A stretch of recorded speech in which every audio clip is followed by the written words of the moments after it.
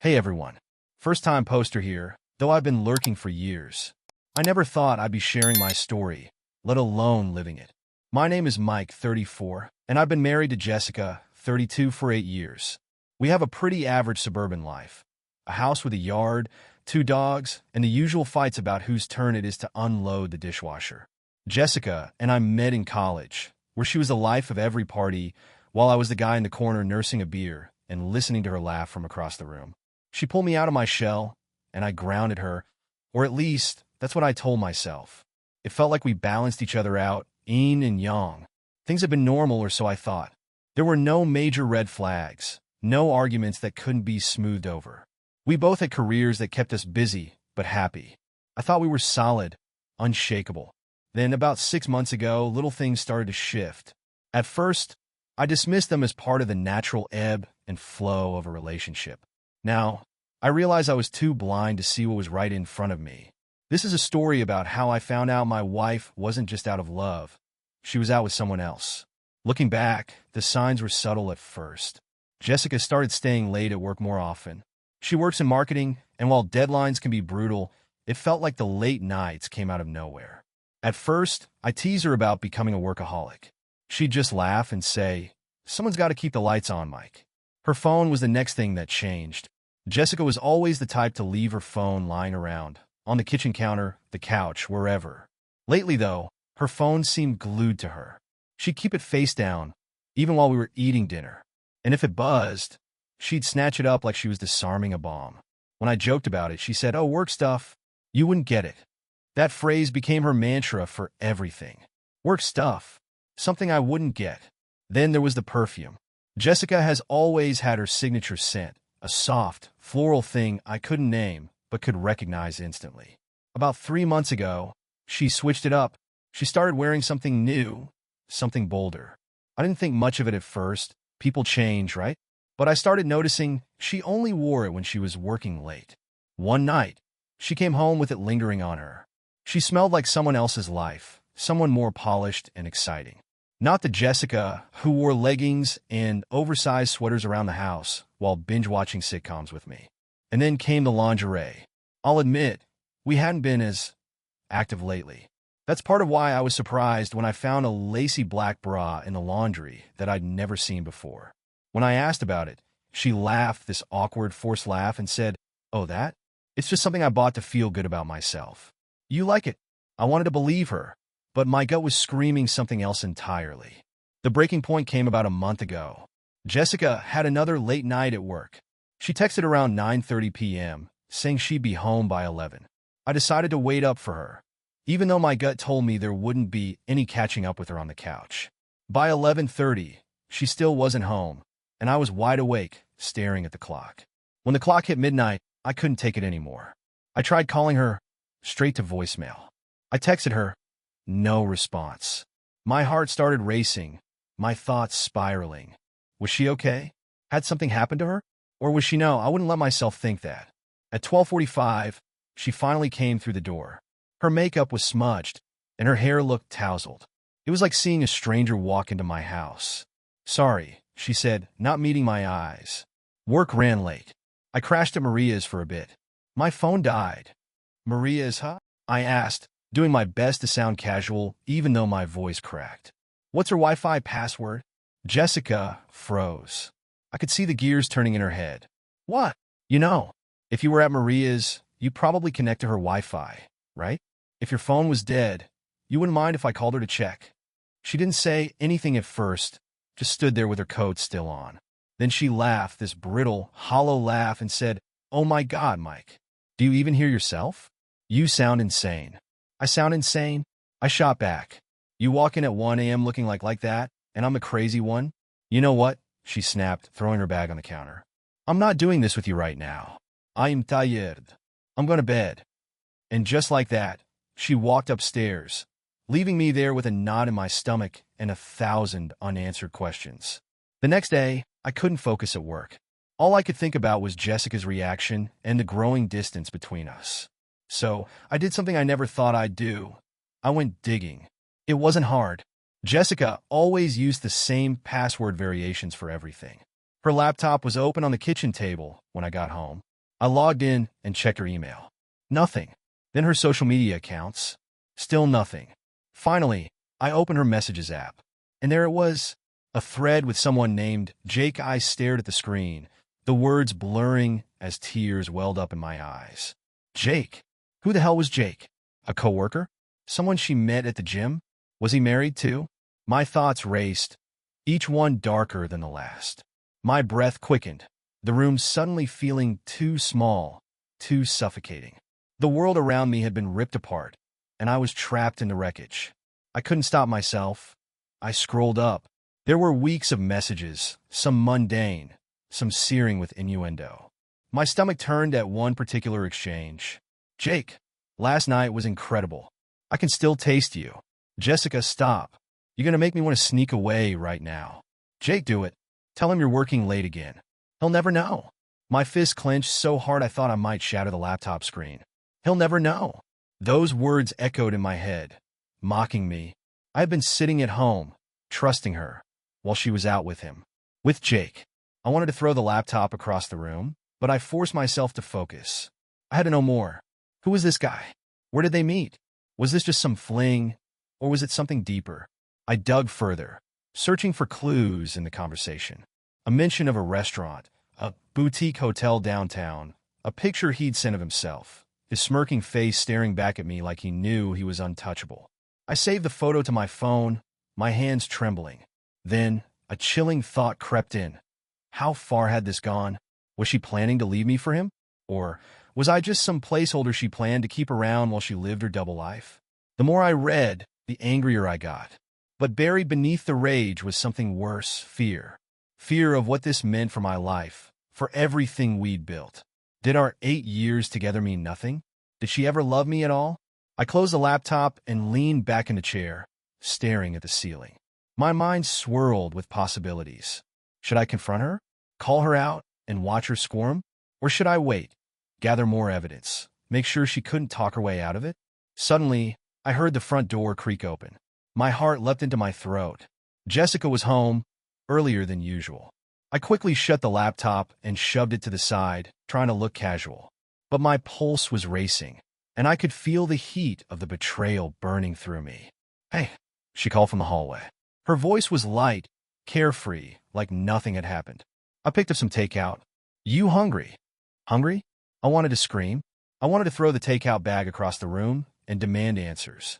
But I didn't. Not yet. Instead, I forced a smile and nodded. Yeah, I said, my voice steady despite the storm raging inside me. Starving. I watched her as she unpacked the food, acting like everything was fine. She had no idea what I knew, no idea the ground beneath her feet was about to crumble. I clicked it, my hands shaking. The messages hit me like a truck. Jake, can't wait to see you tonight. That dress from last time is still stuck in my head. Jessica, you'll just have to wait and see. I might surprise you. I felt like I'd been punched in the chest. My head was spinning, my heart pounding so loudly I thought it would burst. It was real. I didn't want to believe it, but there it was in black and white. She wasn't working late. She wasn't at Maria's. She was with Jake. I closed the laptop and sat there in the dark, trying to figure out what the hell I was supposed to do next. Jessica hummed to herself as she unpacked the takeout, oblivious to the war raging in my mind. I sat across the kitchen island, my fists clenched under the table, willing myself to stay composed. Every fiber of my being screamed to confront her, to throw her phone on the counter and demand she explain every filthy message I'd read. But something held me back. Maybe it was fear. Fear of hearing her confirm what I already knew. Or maybe it was strategy. I needed to be smart, not impulsive. If I tipped my hand too early, she'd have time to spin this, to twist the narrative into something that made me look like the bad guy. Chicken pad thai, right? She asked, setting the container in front of me. Thanks, I said, barely above a whisper. I couldn't look at her. Not yet. Jessica sat down across from me, pulling her hair into a loose bun. She looked so normal, so her. It was like staring at a mask. I wondered how many times Jake had seen this same face. How many times she'd smiled at him the way she used to smile at me. So, she said, breaking the silence. How was your day? I froze. Was she serious? How could she sit there pretending everything was fine? while I was falling apart inside. It was fine, I said, forcing the words out. Same old, same old. She nodded, taking a bite of her food. Good. Mine was pretty crazy. A client's account went haywire, and we were scrambling to fix it all day. Ugh, it's exhausting. Liar. The word practically screamed in my head. I knew where she'd really been, what she'd really been doing. But I bit my tongue, the taste of restraint bitter in my mouth. That sucks, I muttered, pushing the noodles around with my fork. Jessica tilted her head, studying me. You okay? You seem off. I'm fine, I said, maybe too quickly. Just tired. She reached across the table and placed her hand on mine, and for a moment, I felt the familiar warmth of her touch. It almost broke me. Almost. Don't work yourself too hard, Mike, she said softly. We got each other, you know? That's all that matters. I almost laughed. The audacity of her words. The gall to say something like that when I just read her plans to sneak off to a hotel with another man. But I swallowed the bitterness, nodding as if I believed her. After dinner, she disappeared upstairs to shower, leaving me alone with the empty containers and the crushing weight of what I'd uncovered. I cleaned up mechanically, my mind racing. I couldn't do this forever. The charade, the silence, it would destroy me. But if I was going to confront her, I had to do it right. I needed to see how far this rabbit hole went, gather every last piece of evidence. When the time came, there would be no denying it. As I loaded the dishwasher, my phone buzzed on the counter. A text from an unknown number. Mike, it's Jake. I think we need to talk. My heart stopped. How did he get my number? And why was he texting me? My hands shook as I stared at the message, the implications sinking in like stones. Jake wasn't just some faceless stranger anymore. He was a player in this game, and now he wanted in. The text from Jake felt like a live wire in my hands. I stared at it, my mind spinning. This wasn't part of the plan. If there even was a plan, what the hell did he want? For a moment, I debated ignoring it, letting him wonder if he'd reached the right number. But curiosity and rage won out. My thumbs moved on their own. Me. Who is this? 3 dots appeared almost instantly, as if he'd been waiting. Jake, you know who this is. Jessica and I, well, we've been seeing each other. But this isn't what you think. Not what I think. My grip on the phone tightened. How dare he try to downplay this? Me. Then tell me, Jake, what exactly is it? There was a pause, long enough for the silence to feel deafening. Finally, his response came through. Jake, look, man, I didn't know she was married at first. She said things between you two were over, but I found out the truth. I try to break it off, but she keeps coming back. You need to know that. You deserve better than this. My jaw clenched so hard it hurt. It was almost laughable, this guy pretending to be noble after he'd been sleeping with my wife. My hands shook as I typed my next message. Me. And I'm just supposed to believe you're the victim here? You didn't seem to mind when you were sneaking around with her. Jake, you don't have to believe me. I just thought you should know. She's at my place right now. If you want proof, come by. My stomach twisted. I stared at the words, my breath coming in short, shallow bursts. Was he serious? Was she really with him right now? Upstairs, I could hear the faint sound of the shower running. Me? Where? He sent an address, a condo downtown. The shower stopped. My heart pounded as I heard Jessica moving around upstairs. I couldn't sit here, couldn't let her lie to my face any longer. If what Jake said was true, then I needed to see it for myself. But what if it wasn't true? What if this was some cruel game, some twisted attempt to mess with me? I grabbed my keys, shoving the phone in my pocket. Jessica came down the stairs as I was heading for the door. Where are you going? She asked, wrapping her towel tighter around her. Just out for a bit, I said, not looking at her. It's late, she said, her voice tinged with suspicion. Mike, what's going on? I turned to her, forcing a smile. Nothing. I just need some air. Go to bed. Her eyes narrowed, but she didn't press further. I walked out, the cool night air hitting me like a slap. The drive to the address Jake sent felt like an eternity. Every scenario played out in my head. Her opening the door, half-dressed and laughing with him. Jake lying and me storming in for nothing. The neighbors watching the drama unfold. When I finally pulled up, I killed the engine and sat in the dark, staring at the condo building. My phone buzzed again. Jake, I'll leave the door unlocked. You'll see what you need to see. My blood ran cold. If this was a trap, I was walking straight into it. But if it wasn't, I got out of the car, every step toward the door feeling heavier than the last. The door was ajar, just as he'd said. I pushed it open, my heart hammering against my ribs. The condo was dimly lit, and at first it seemed empty. Then I heard voices, a man's low murmur and a woman's laugh that stopped me dead in my tracks. Her laugh. Jessica's. I stepped further inside, my pulse roaring in my ears. I turned the corner into the living room, and there they were. Jessica, wrapped in a blanket, sitting next to Jake on the couch. Her head snapped toward me, her eyes wide with shock. "Mike," she said, her voice a mix of surprise and panic. Jake stood up, holding his hands up like he was trying to calm a wild animal. "Mike, man, But I didn't hear the rest. My world went red. The room felt like it was closing in on me. Jessica's face, flushed with shock, twisted into something unrecognizable. Jake stood frozen, his hands raised in some pathetic gesture of surrender. My heart pounded so loudly it drowned out the sound of my own footsteps as I moved toward them. "Mike," Jessica started, her voice trembling. This isn't. Don't." I raised a hand, silencing her. My voice was low, calm, the kind of calm that scared me more than my anger. "Not a word." She pulled the blanket tighter around her, her eyes darting between me and Jake. He shifted awkwardly, like a kid caught stealing from the cookie jar. It was almost comical. If it hadn't been my wife he was stealing. "You." I turned to Jake, my gaze burning through him. "Start talking. Now." Jake hesitated, his mouth opening and closing like a fish gasping for air. "Man, listen, this isn't what it looks like." I laughed, a hollow, bitter sound. "Not what it looks like? Really? That's the best you've got." Jessica stood, the blanket slipping off her shoulders to reveal a silky tank top and shorts I'd never seen before. "Mike, let me explain," she pleaded, stepping closer. "Explain what, Jessica?"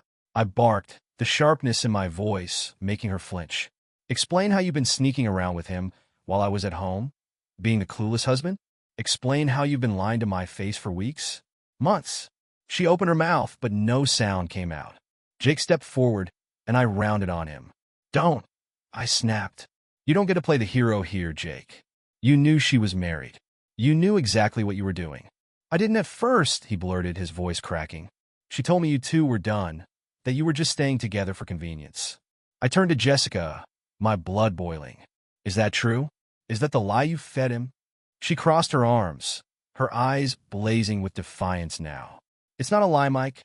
We've been living like roommates for months. You barely even notice me anymore." "Roommates?" I echoed, my voice rising. "That's your excuse for screwing someone else? Because you felt unnoticed?" Jake took a step back, holding up his hands again. "Look, I don't want to cause trouble. I just thought." "Oh, you thought?" I sneered, advancing on him. "You thought it was okay to keep seeing her once you knew? That makes you just as guilty as she is." "Mike, stop." Jessica stepped between us, her hands on my chest. "This isn't helping. Let's just go home and talk about this." I stared at her, my fury warring with the deep, gut-wrenching pain that had been simmering since I read that first message. "Go home," I said, my voice dangerously low. "You think we're going to just go home and act like this didn't happen?" "I'm sorry, okay?" she said, her voice breaking. "I didn't mean for it to go this far. It just happened. It just happened," I repeated, laughing bitterly. "The oldest excuse in the book. You didn't just happen to text him, to meet him at his place, I stopped, choking on the words. "To betray me." She reached for my hand, but I stepped back, shaking my head. "Don't." Jake cleared his throat, his voice trembling. "Look, man, maybe you two should talk this out without me here." "No," I said, my glare pinning him in place. "You're staying right there. You've already caused enough damage. You don't get to walk away from this clean." Jessica's eyes filled with tears, but I couldn't bring myself to care. Every word, every lie, every betrayal flashed through my mind like a horror movie I couldn't escape. I had come here looking for answers, but now that I had them, I didn't know what to do. "Mike," she whispered, her voice barely audible. "I still love you." I laughed, a sharp, broken sound. "You have a funny way of showing it." She flinched like I'd struck her. Jake took another step back, inching toward the door. I let him go. My fight wasn't with him anymore. Not really. It was with her. Jessica's "I still love you" hung in the air, an absurd, hollow echo of the life we used to have. I stared at her, my chest heaving, my mind racing with 1,000 things I wanted to say but couldn't string together. "Love me," I finally said, my voice low and venomous. "You call this love?" Sneaking out, lying to my face, letting him. I stopped, my voice breaking as I motioned toward Jake. "That's what you call love?" Her tears spilled over. But instead of softening, I felt my anger harden into something colder, something unrecognizable. "Mike, I didn't mean to hurt you," she said, her voice cracking. "I didn't know how to tell you." "Didn't know how to tell me what? That you'd rather be with him?" I shot back, pointing to Jake, who was now lingering awkwardly by the door like a man waiting for a bus that would never come. "It's not about him," Jessica snapped, surprising me. Her tears gave way to frustration as she crossed her arms, her voice growing sharper. "This is about us. About what we've lost." "What we've lost?" I repeated, incredulous. "Jessica, don't you dare try to make this about us. This is about you. You decided to cheat. You chose this." "I chose this," she countered, her voice rising. "Mike, you checked out of this marriage a long time ago. You bury yourself in work. You don't even see me anymore. I've been invisible to you for years." "Years?" I echoed, the accusation hitting me like a slap. "And instead of talking to me, instead of trying to fix things, your solution was to go behind my back? To throw everything we built away?" "I wasn't trying to throw it away," she shouted, her voice cracking. I needed something. I needed to feel wanted again." The word struck me harder than I expected, cutting through the anger and hitting a deeper wound. "You didn't think I wanted you?" I asked, my voice trembling. "Jessica, I loved you. I still love you. But you didn't give me a chance. You just gave up." Her face crumpled, and for a moment, the strong, defiant mask she'd been wearing slipped away. She looked small, vulnerable, like the woman I'd married 8 years ago. "I didn't know how to fix it," she whispered. "I thought I could find something to fill the void and still come back to you." "Fill the void?" I spat. "You filled it with him." At that, Jake finally spoke up, his voice cautious and low. "Mike, maybe you should hear her out. Sometimes things get complicated." "You don't get to talk," I snapped, rounding on him. "You've done enough." Jake's mouth snapped shut, and he backed toward the door again, clearly uncomfortable. "Look, I'm sorry, okay? I didn't know it would come to this." "Get out," I said, my voice icy. "Now." He hesitated, glancing at Jessica, who avoided his gaze. "Jake," I repeated, my tone brooking no argument. "Leave." Without another word, he slipped out the door, leaving Jessica and me alone in the suffocating silence of the condo. Jessica wrapped her arms around herself, her shoulders shaking as she began to cry in earnest. "Mike, I don't know what to say. I've made mistakes, but I still want us. I still want you." I shook my head, my heart breaking even as the anger swirled inside me. "You want me?" I said bitterly. "You wanted him too. How do I even know who you are anymore?" "I'm still me," she whispered, her voice raw. "I'm still the woman who loves you. I made a mistake. A mistake is forgetting our anniversary." I cut in. "A mistake is leaving the laundry in the dryer overnight." "This wasn't a mistake, Jessica. This was a choice." Over and over again. The weight of it all hit me like a freight train, and suddenly, I couldn't stand to be in the same room with her. I turned toward the door, needing to get out before I said something I couldn't take back. "Mike, wait," she cried, grabbing my arm. I froze, her touch burning against my skin. I turned to her, my eyes locking onto hers. "You broke us, Jessica," I said, my voice barely a whisper. "I don't know if we can ever come back from this." I pulled my arm away and walked out, leaving her sobbing in the middle of the room. As I stepped into the cool night air, the reality of what just happened settled over me like a crushing weight. My life, our life, would never be the same. I drove aimlessly for what felt like hours, the city lights blurring into streaks of white and yellow. The silence in the car was oppressive, broken only by the occasional hum of tires on pavement. Jessica's words kept replaying in my head. "I still want us. I still want you." The audacity of it. Wanting me, wanting us after what she'd done, was like pouring salt into a wound. My phone buzzed on the passenger seat, pulling me from my spiraling thoughts. I glanced at the screen. Jessica. Again. Her name had lit up my phone 3 times already, but I hadn't answered. I wasn't ready to hear whatever excuse or apology she thought would fix this. But this time, curiosity, or masochism, got the better of me. I pulled into a gas station parking lot and answered. "What?" I said, my voice colder than I'd intended. "Mike," she breathed, her voice trembling. "Please just don't shut me out. Come home so we can talk." "Talk?" I laughed bitterly. "About what, Jessica? About how you've been lying to me for months? About how you've been playing house with someone else while I've been here, holding us together?" "Mike, it wasn't like that," she pleaded. "I didn't mean for this to happen." "Stop saying that," I snapped, my voice echoing in the empty car. "Stop acting like this was some accident. You don't accidentally text someone. You don't accidentally meet up at their place. You don't accidentally." I stopped, my throat tightening around the words. There was silence on the line. For a moment, I thought she might have hung up. Then her voice came, soft and broken. "I know I hurt you. I know I ruined everything. But I'm begging you, Mike, don't give up on us." I closed my eyes, leaning my head back against the seat. Her words stung, not because they were wrong, but because they were too late. The damage had been done. "Jessica," I said, my voice steadier now. "I don't even know who you are anymore. And I sure as hell don't know who we are." She started to say something, but I hung up before she could finish. I couldn't do it.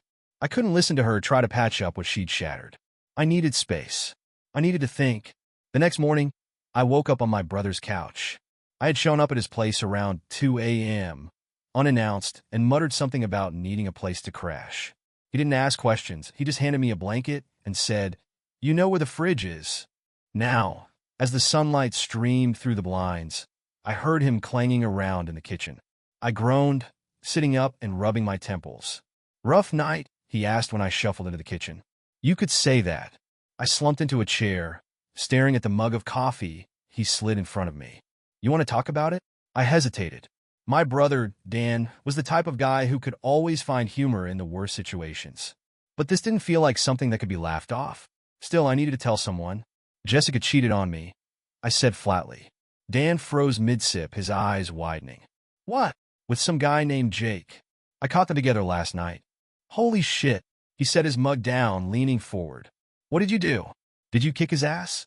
I shook my head. "No." I walked away. "Walked away," he echoed, incredulous. "Mike, she betrayed you. You should've." "What?" I snapped, cutting him off. "Punched him? Screamed at her? And then what? Would that fix it, Dan? Would that make it hurt any less?" He leaned back, his expression softening. "No, I guess not." We sat in silence for a moment, the weight of the situation settling over us. Finally, Dan spoke again. "So what now?" "I don't know," I admitted. I don't know if I can forgive her. But I also don't know if I'm ready to let go." Dan nodded, his eyes thoughtful. "Take your time, man. Don't rush it. And whatever you decide, you've got people in your corner." "Thanks," I said, managing a weak smile. As I sipped my coffee, I felt the faintest flicker of something I hadn't felt in a while. Hope. It was small and fragile, but it was there. For now, that was enough to get me through the day. I stayed at Dan's for most of the day, letting the silence and the occasional grunt of his dog fill the space between my thoughts. Every time I reached for my phone, I hesitated, unsure if I could handle another call or text from Jessica. But the need to confront the truth kept gnawing at me. Around mid-afternoon, my phone buzzed again. This time, it wasn't Jessica. It was a message from an unknown number. "Unknown. We need to talk. There's more you should know. Jake." I stared at the message, my thumb hovering over the reply button. What more could there possibly be? He'd already confirmed the affair, already shattered whatever fragile illusion I had left of my marriage. What else could he want to tell me? After a long moment, I typed out a response. "Me. What more could you possibly say that I don't already know?" The reply came almost instantly. "Jake, I don't think Jessica has been honest with either of us." My stomach churned. What does that mean? Before I could type another message, my phone rang. It was him. Against my better judgment, I answered. "What do you want, Jake?" I said, my voice flat. "Mike, I know I'm probably the last person you want to hear from," he started, his tone cautious. "But I think you deserve the truth." I clenched my jaw, my patience wearing thin. "The truth? Like the truth about how you've been sleeping with my wife?" It's not just that, he said quickly. Jessica, she hasn't told you everything about us. What's left to tell? I snapped. There was a pause on the other end of the line, the kind that made my skin crawl. She told me she was leaving you, Jake said finally. That you two were practically over, and that I was, he hesitated. That I was the guy she was going to start fresh with. My breath caught in my throat. What? She's been making plans, Mike. Talking about moving in with me, splitting assets. I didn't believe her at first, but then she started showing me texts between you two, conversations that made it sound like you were already on your way out. That's bullshit, I hissed. We were still sharing a bed until a few weeks ago. Whatever she showed you, she twisted it. That's what I thought too, he admitted. But she's been a persistent. I didn't know what to believe anymore. That's why I texted you last night. I needed to know if she was lying to me. And now you know, I said, my voice sharp. You're just another pawn in her game. Jake sighed. Yeah, I guess I am. But Mike, there's something else. She's not just planning to leave you. She's planning to take everything. The words hit me like a punch to the gut. What are you talking about? I overheard her on the phone with her lawyer, he said. She's been setting things up to make it look like you've been neglectful, like you've been emotionally checked out. She thinks it'll help her get the house, maybe even alimony. My grip on the phone tightened. You're telling me she's been cheating on me and plotting to take me for everything I've got? Yes, Jake said. And I'm sorry, man. I really am. I didn't know how far this would go. I didn't know she was capable of this. I leaned back in my chair, the room spinning around me. Jessica wasn't just lying to me. She was orchestrating a full-scale betrayal. The woman I thought I knew, the woman I loved, was gone. In her place was someone I didn't recognize. You still there? Jake asked hesitantly. Yeah, I said, my voice hoarse. Thanks for letting me know. Look, Mike, if there's anything I can do. There isn't. I cut him off. You've done enough. I hung up before he could respond, dropping the phone onto the table and burying my face in my hands. My world was falling apart piece by piece, and now I wasn't just fighting for my marriage. I was fighting for my life as I knew it. For hours, I sat there at Dan's kitchen table, replaying the call with Jake in my mind. Jessica wasn't just unfaithful. She was strategic, calculated. The woman I thought I'd spent 8 years building a life with had been building something else entirely, an escape plan designed to leave me with nothing. Dan sat across from me, his face a mix of concern and confusion. So let me get this straight, he said, leaning back in his chair. She cheats on you, lies to both of you, and now she's trying to make you look like the bad guy in court. That about sums it up, I muttered, staring into my coffee. Dan let out a low whistle. That's cold, even for her. I looked up sharply. What's that supposed to mean? Dan shrugged, holding up his hands. Look, Mike, I love you, but you've always had blinders on when it comes to Jessica. You saw the woman you wanted her to be, not the one she really is. I wanted to argue, but the words caught in my throat. Deep down, I knew he was right. Jessica had always been magnetic, charming, capable of bending people to her will with a smile and a few well-chosen words. I just never thought I'd be one of them. So what do I do now? I asked, my voice hollow. Dan leaned forward, his expression hardening. You fight back. You get ahead of her before she can screw you over. I frowned. How? Start with a lawyer, he said. And don't just pick any lawyer. Find someone who's dealt with cases like this. Someone who knows how to handle people like Jessica. The thought of hiring a lawyer felt like admitting defeat, but I knew Dan was right. Jessica wasn't going to play fair, and if I didn't protect myself, I'd end up losing everything. The next morning, I called a highly recommended family lawyer named Sarah Langston. Her assistant set up an appointment for later that afternoon, and I spent the hours leading up to it pacing Dan's living room, my mind racing with what I'd say. When I arrived at her office, Sarah greeted me with a firm handshake and a no-nonsense demeanor. She was sharp, with steel-gray hair and piercing blue eyes that seemed to see straight through me. So, Mr. Carter, she said, motioning for me to sit. Tell me what's going on. I took a deep breath and launched into the story. The affair, Jake's revelations, Jessica's alleged plans to take everything. Sarah listened intently, taking notes on a yellow legal pad. When I finished, she set her pen down and leaned back in her chair. First of all, I'm sorry you're going through this, she said. Divorce is never easy, and betrayal like this makes it even harder. But you've come to the right place.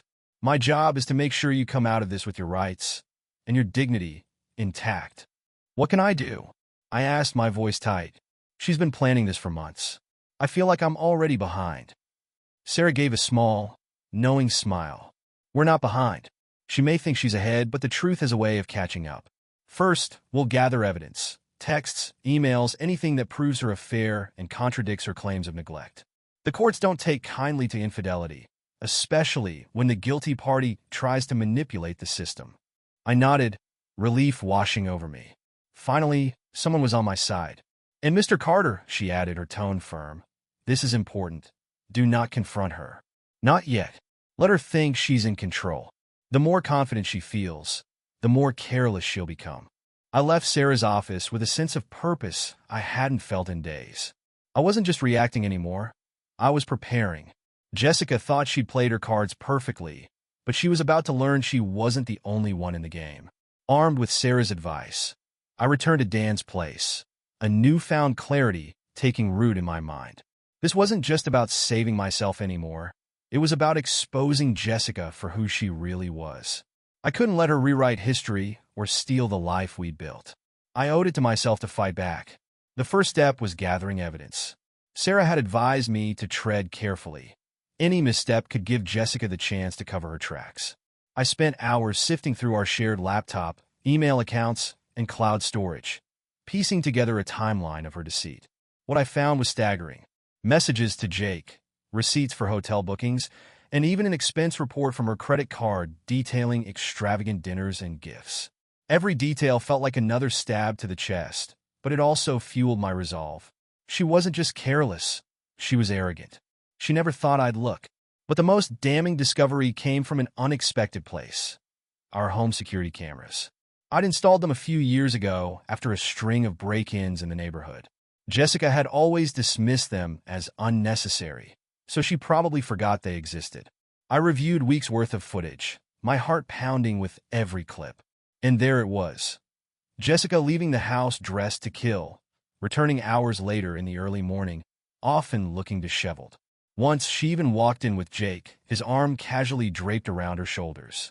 My stomach churned as I watched him kiss her in our entryway before she shut the door behind him. This wasn't just betrayal. It was brazen disrespect. That night, I sat in the darkened living room, watching the footage over and over, each replay cementing my resolve. Dan found me there, the laptop glowing in the otherwise dim room. "You okay?" he asked cautiously. "Not even close," I replied, my voice hoarse. "But I know what I have to do." I spent the next few days methodically collecting every shred of evidence I could find. Sarah had recommended documenting everything: timelines, texts, receipts, footage. It was tedious, grueling work, but it gave me a sense of control, a way to channel my anger into something productive. Jessica, meanwhile, seemed blissfully unaware. She sent me a few texts, ranging from apologetic to defensive, but I ignored them. I needed her to believe I was reeling, incapable of taking action. The more confident she felt, the more reckless she'd become. A week later, Sarah and I met again to review my findings. She was impressed. "This is more than enough," she said, flipping through the neatly organized files. "You've done well, Mr. Carter. This paints a very clear picture of her actions and her intentions." "What happens now?" I asked. Sarah smiled, a sharp, calculating look. "Now, we wait for the right moment. She thinks she's in control, which works to our advantage. When the time is right, we'll file the papers and deliver the evidence." That night, I returned home for the first time since leaving. Jessica was sitting in the living room, scrolling through her phone. She looked up as I walked in, her face a mixture of surprise and relief. "Mike," she said, standing, "you're back." "Don't read too much into it," I said, keeping my tone neutral. "I'm here for the house, not for you." Her face fell, but she quickly recovered, adopting a conciliatory tone. "Mike, I know I've hurt you, but I want to fix this. I want us to be okay again." I stared at her, barely recognizing the woman in front of me. "You think this can be fixed?" She nodded, stepping closer. "We can rebuild. It'll take time, but I know we can do it." I let her words hang in the air, knowing every moment of silence would only make her more desperate. Finally, I said, "We'll see." Her smile faltered, but she didn't press further. I went upstairs, leaving her in the quiet of her own guilt, or whatever she was capable of feeling. The next morning, I woke early and left the house before she could try to engage me further. The pieces of the plan were falling into place, and now all I needed was patience. Jessica thought she was playing a long game, but she didn't realize I was about to flip the board. The days that followed were a tense waiting game. Jessica continued her attempts to pull me back in, texting me sweet nothings, making a point to cook dinner she knew I loved, even slipping notes under my door that oscillated between apologetic and manipulative. Mike, I know I hurt you, but don't throw away everything we've built. I can't believe you're shutting me out like this. Do I mean that little to you? Please, let's talk. I need you. I read each one without responding, the words bouncing off the armor I'd painstakingly built around myself. Every plea, every feigned gesture of reconciliation only deepened my resolve. I wasn't falling for it. Not this time. Meanwhile, Sarah and I finalized the details of the divorce filing. Every piece of evidence was meticulously documented, ready to be presented if Jessica decided to fight dirty. Sarah had also prepared a request for a temporary restraining order, should Jessica retaliate in any way. It's not uncommon for people like her to lash out when they feel cornered, Sarah had warned. Be prepared for anything. I nodded, a cold determination settling over me. Jessica wouldn't see it coming. A week later, I received an unexpected text from Jake. Jake, Mike, we need to meet. There's something you should know. My gut told me to ignore him. I didn't trust him, didn't know him anything, but something about the message gnawed at me. If there was more to Jessica's betrayal, I needed to know. We met at a coffee shop downtown, a neutral space where I could keep my distance if things went south. Jake was already there when I arrived, his face pale and drawn. He looked like he hadn't slept in days. Mike, he said as I sat down. Thanks for coming. Get to the point, I said curtly. What do you want? Jake glanced around nervously before leaning in. Jessica's been planning something. She didn't just want to leave you. She wanted to ruin you. I leaned back, crossing my arms. Go on. He hesitated, running a hand through his hair. She told me she was going to use the affair as leverage. Make it look like you drove her to it, that you were emotionally neglectful and controlling. She's already tried that angle, I said flatly. What else? He swallowed hard. She said she'd make sure you lost the house, that she'd make it impossible for you to keep your business if it came to that. She was vindictive. My jaw tightened. And why are you telling me this now? Because I didn't sign up for this, he said, his voice shaking. I don't know what I thought, but this is too far. I stared at him, my anger simmering just beneath the surface. You knew she was married. You knew she was lying to both of us. And now you want to play the victim? Jake looked down, his hands fidgeting on the table. I made mistakes. Big ones. But I'm trying to make it right. I stood, the chair scraping loudly against the floor. You don't get to make it right, Jake. You don't get to undo this. Mike, wait, he started, but I was already walking away. That night, I returned home with a new fire burning inside me. Jessica had gone beyond betrayal. This was an all-out attack on my life. But she was about to learn that I wasn't as naive as she thought. I found her in the living room, pretending to watch TV while scrolling through her phone. She looked up as I entered, her eyes lighting up with forced hope. You're home early, she said, her voice too sweet. I sat across from her, studying her like a puzzle I was finally starting to solve. We need to talk, I said. She straightened, her smile faltering. About what? About us. About everything. I leaned forward, my voice calm but firm. No more lies, Jessica. No more games. It's time for the truth. Her face paled, but she forced a laugh. What are you talking about? I've been trying to fix things, Mike. I want us to move forward. Forward, I echoed, my voice sharp. How do we move forward when you've been planning to tear me down? To take everything?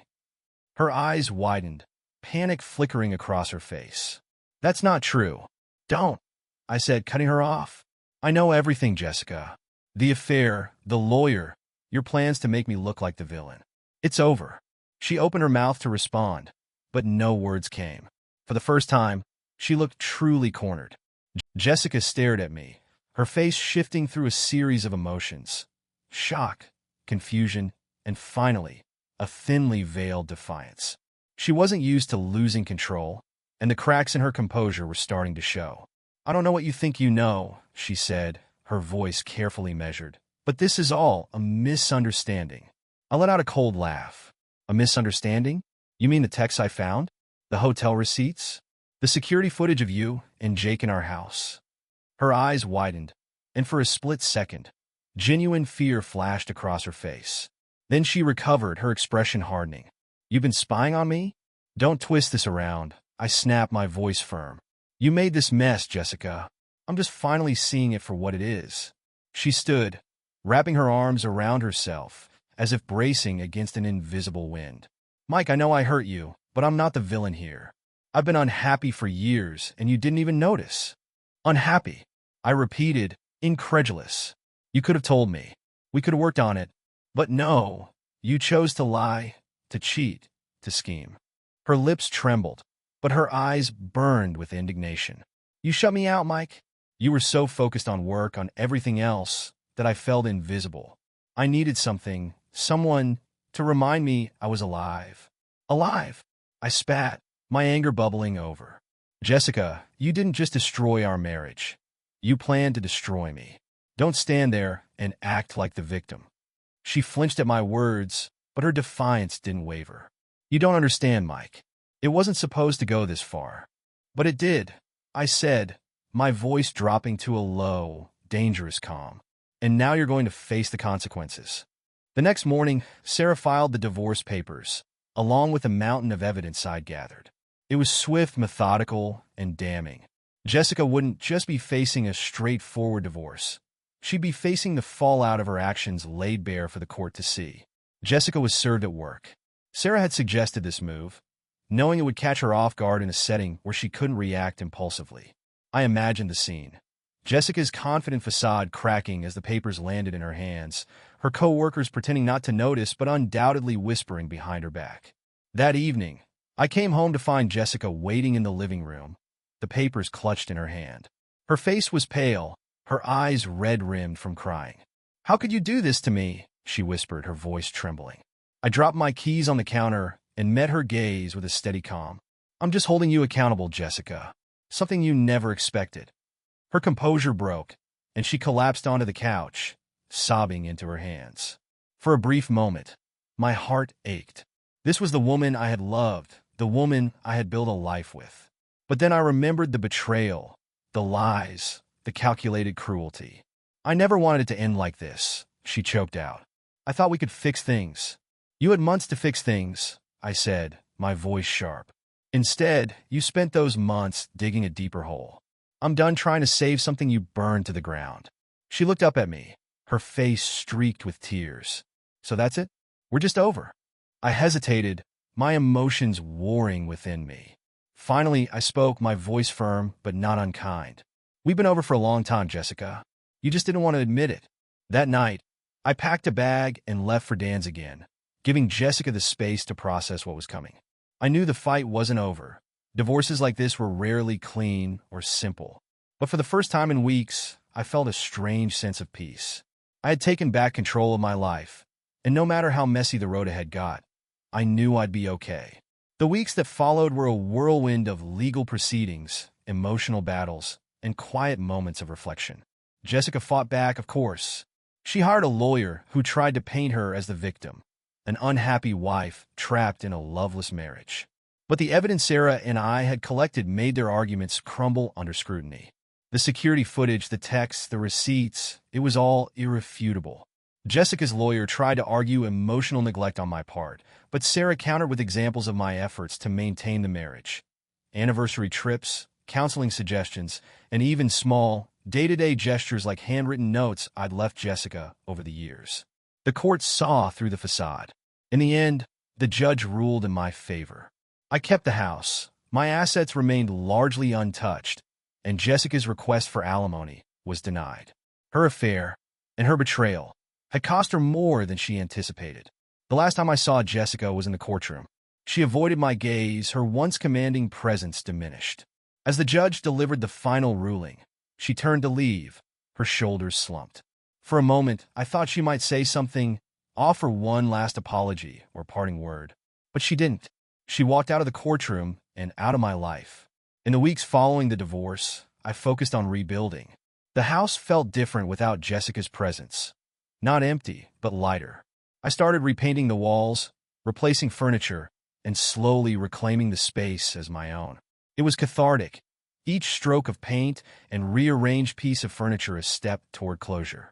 Dan checked in regularly, his crude humor and unwavering support a constant reminder that I wasn't alone. "You're a free man now," he'd say, clinking his beer against mine. "Don't waste it sulking." I wasn't sulking. Not anymore. I was healing. One afternoon, I received a text from Jake. "Jake, just heard about the ruling. Glad you got some justice, man. Hope you're doing okay." I stared at the message for a long moment before typing a response. "Me, thanks. I hope you've learned something from all this." He replied almost immediately. "Jake, more than I ever wanted to. Take care of yourself." It was a strange interaction, one that left me feeling both vindicated and oddly detached. Jake was a part of the story now, but he no longer mattered. None of them did. Months passed, and with them came clarity. The pain of Jessica's betrayal didn't disappear overnight, but it became quieter, less consuming. I started therapy, not because I was broken, but because I wanted to understand how I'd let myself ignore the warning signs for so long. Therapy taught me that I wasn't responsible for Jessica's actions. Her choices were her own, and her inability to confront her unhappiness without resorting to deception was a reflection of her, not me. That realization was liberating. One evening, as I was walking the dogs around the neighborhood, a neighbor stopped me. She was new to the area, recently divorced, and we struck up a conversation.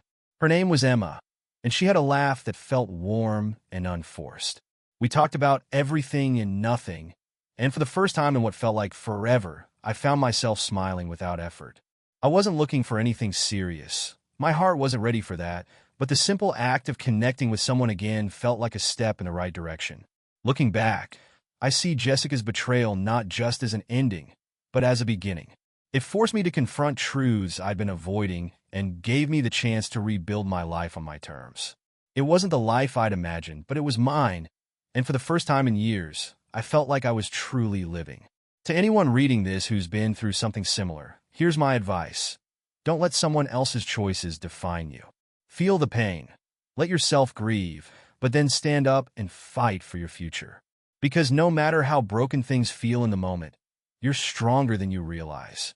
And life, messy, unpredictable, and beautiful, goes on. Thank you for listening to my story. If anyone has questions or needs advice, I'm here to listen. You're not alone.